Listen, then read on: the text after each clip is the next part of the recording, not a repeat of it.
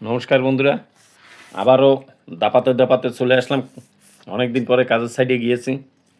শরীরটা খুবই খারাপ, সবাই জানেন, আগেবারও বলেছি। তো কাজ না করলে তো খেতে কেউ দেবে না। তো আপন হাত জগন্নাথ, এই হাতে কামাই, এই হাতেই খাওয়া। তো দেখেন খাবার কি আছে। সজনের পাতা ভাজা, কে কে ভালো খান অবশ্যই জানাবেন।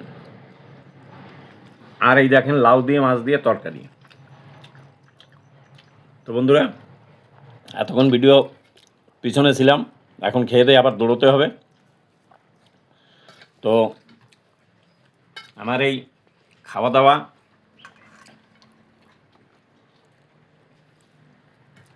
ভালো লাগলে